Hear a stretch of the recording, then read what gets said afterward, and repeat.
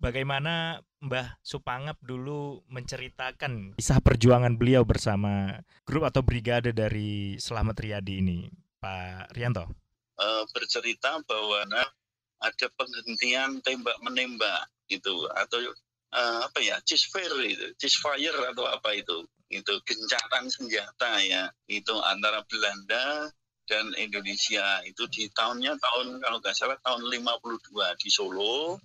Kemudian Pak Slamet Riyadi itu sebagai komandan batalion, dan Yonnya ya waktu itu pangkatnya overstay atau letnan kolonel, itu masih muda itu memang sangat dibanggakan oleh Bapak pada saat itu karena diceritakan kesaktiannya ya.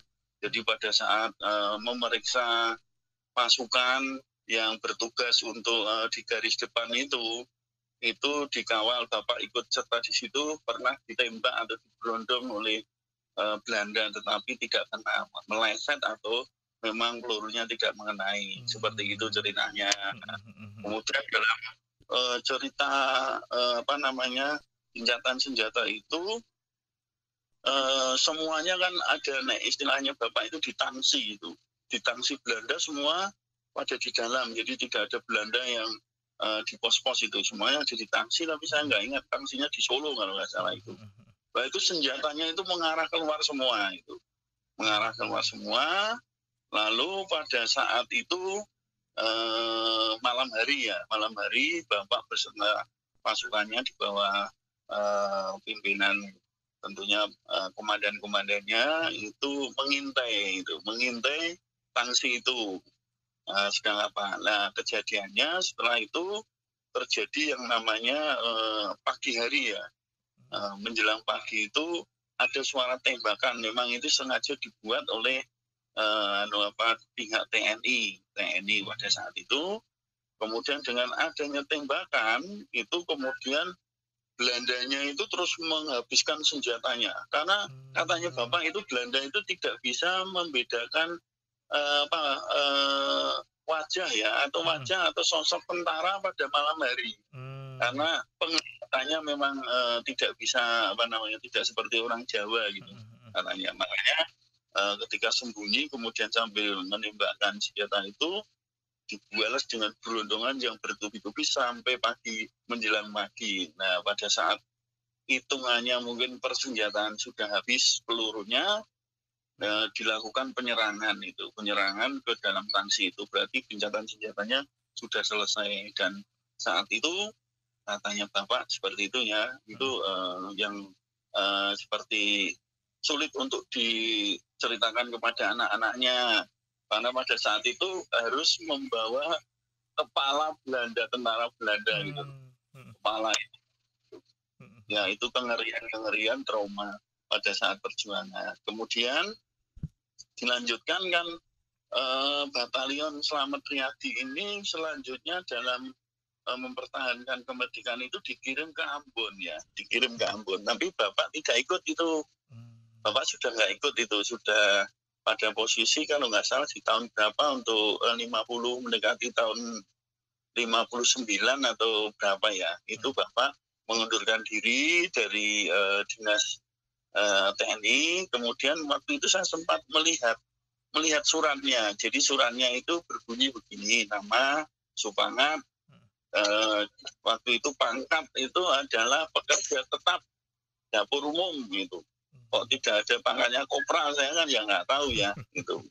Kemudian ceritanya kembali ke masyarakat, ceritanya seperti itu, ditandatangani oleh Mayor Suraji ya pada saat itu, ada suratnya begitu. Nah dari situ lalu Bapak melanjutkan tugas hidupnya kembali ke Serondol, dan waktu itu memang mendekati tahun-tahun 65 ya, karena di 59 terus kembali ke Serondol, 65 itu ada politik lah, itu berbau politik seperti itu. Nah dari situ maka ada yang namanya sentimen politik dan sebagainya.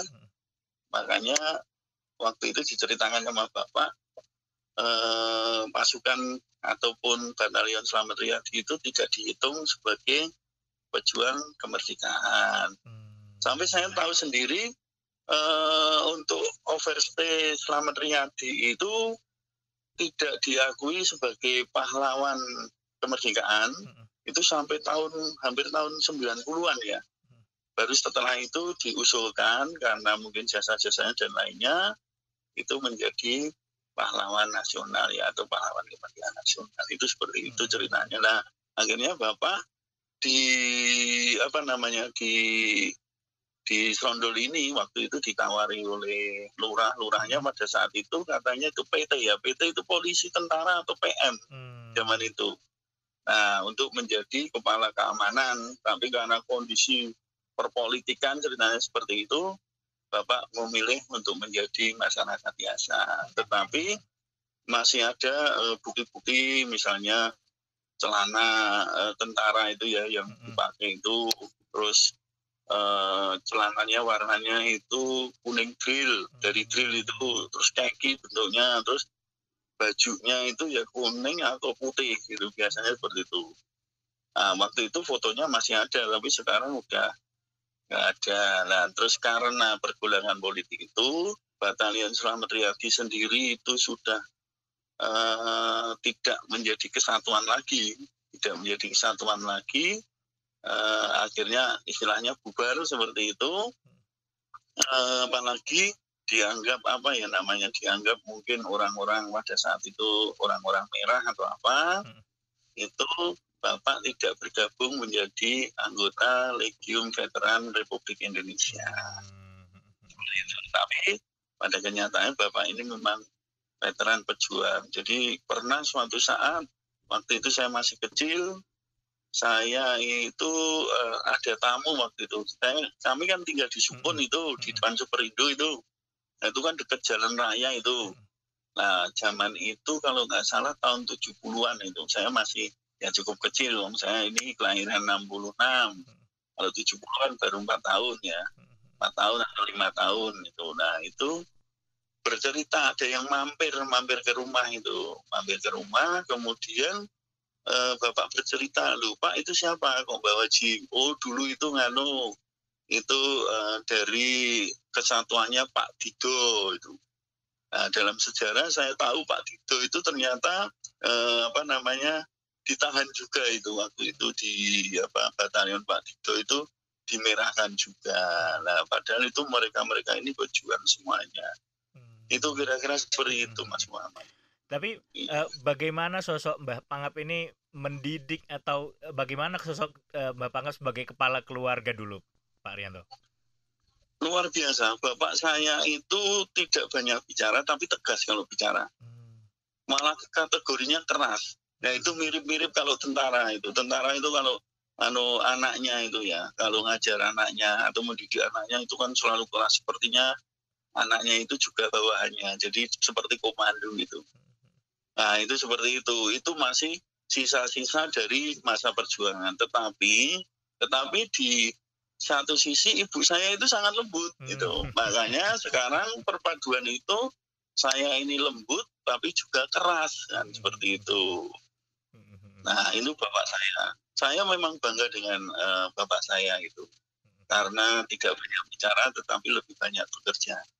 Nah, ketika masa-masa itu, masa-masa saya kecil gitu ya, saya memang pernah diceritani tentang perjuangan 45 itu sampai dengan perjuangan masa-masa mempertahankan kemerdekaan di tahun 52, 59 atau ya sekitar tahun itu, Mas. Baik. Apa pesan Mbah Pangap yang paling masih diingat sama Pak Rianto, Pak? Yang mungkin sampai sekarang juga masih Pak Rianto wariskan ke anak-anak gitu.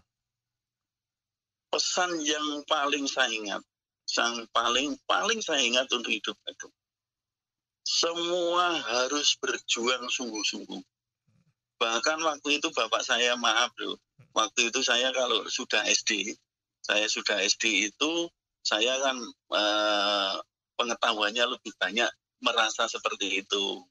Saya dikasih tahu, kalau kamu mau jadi orang, kamu harus berjuang. Orang yang duduk di parlemen itu juga berjuang. Waktu itu saya tidak tahu parlemen itu apa itu. Ternyata parlemen itu legislatif ya Mas ya. Iya itu. Kalau yang mau jadi berjuang keras, berjuang mengisi kemerdekaan dengan belajar gitu, dengan belajar yang keras, belajar yang tekun. Begitu ceritanya seperti itu. Pokoknya semua harus berjuang. Suatu saat saya setelah lulus SMA itu saya izin sama bapak saya. Kalau kakak saya waktu itu sudah masuk BRIMOB ya, tahun 84. Itu sudah sudah mewarisi, tapi bapak saya izin, Pak, saya mau jadi tentara. Bilang gue meh jadi boleh. Saya mau masuk AKABRI, Pak. Waktu itu kan masih jadi idola lah kalau nah di situ kalau kamu mau jadi tentara atau masuk AKABRI, kamu harus bekerja keras, berlatih, berlari, fisik, olahraga, ya. Kemudian juga belajar harus cerdas, kuat, dan sehat seperti itu. Nah, saya kebalikannya, Mas. Saya lebih condong saya belajar istilahnya ilmu pengetahuan. Sementara saya males-malesan di fisik. Menjelang tes itu ya tentu saja kedodoran untuk fisiknya Mas. Nah di situ lalu saya camkan ke anak saya, berarti ke cucunya. Nah ketika ke cucunya itu mau mendaftar polisi, saya bilang, dulu mbahmu bilang kalau kamu mau menjadi tentara, melanjutkan cita-cita mbahmu, orang tuamu, itu kamu harus bekerja keras juga, harus berlatih untuk fisiknya, gitu, harus belajar supaya akademiknya bagus, begitu, dan harus sehat, tidak boleh minum minuman keras, merokok dan lainnya. Puji syukur anak saya yang nomor 2 itu diterima di kepolisian, tuh, walaupun bintara, tetapi ini saya sangat bersyukur sekali bisa melanjutkan perjuangannya. Saya juga berpesan, kamu harus bekerja keras, itu untuk negeri ini dan untuk dirimu sendiri. Ya, seperti itu yang membekas dari ayah saya, seorang pejuang yang tidak perlu diakui oleh negara. Tidak pernah meminta-minta. Bapak saya itu gitu, lupa kenapa tidak ngurus di Legiun Veteran. Gopo. Bapak cukup mengolah tanah ini, cukup luas untuk menghidupi kalian bertujuh. Seperti itu, Mas. Jadi perjuangannya tanpa pamrih sama sekali. Baik. Nah, iya. Iya, monggo. Gimana, Mas? Meskipun Mbah Pangap tidak diakui atau belum mungkin ya, harapannya mudah-mudahan LVRI mau begitu ya datang ke rumah untuk kemudian mencatat Mbah Pangap sebagai bagian dari LVRI, tetapi ada Tuhan dan masyarakat yang akan menganggap beliau sebagai pejuang tanah air ini begitu ya Pak Arianto ya. Iya, saya bersyukur itu paling tidak itu anak-anaknya bangga berkat dari perjuangan tanpa pamrih dari bapak kami, orang tua kami bersama dengan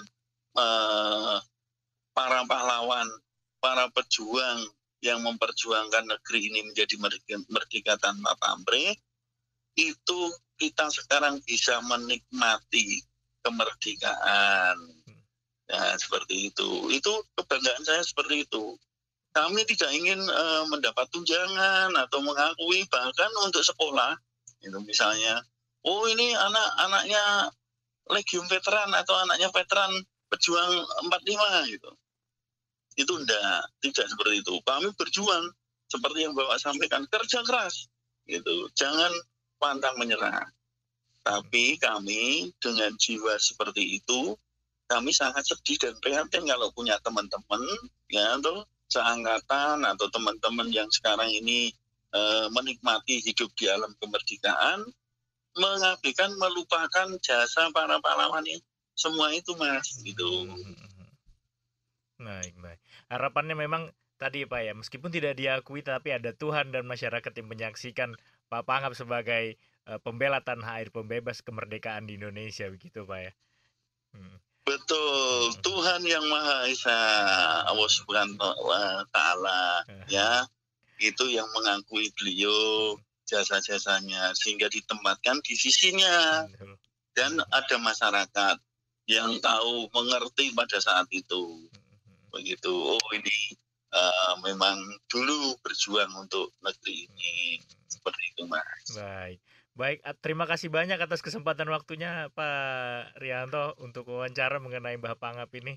Semoga ya tadi Mbah Pangap ditempatkan di sisi terbaik oleh Tuhan meskipun tidak diakui oleh LVRI, tapi Tuhan bersama yang akan dengan pahlawan yang lainnya ya Mas ya. Amin. Dengan seluruh pahlawan negeri yang membebaskan negeri ini ya Mas ya. Amin.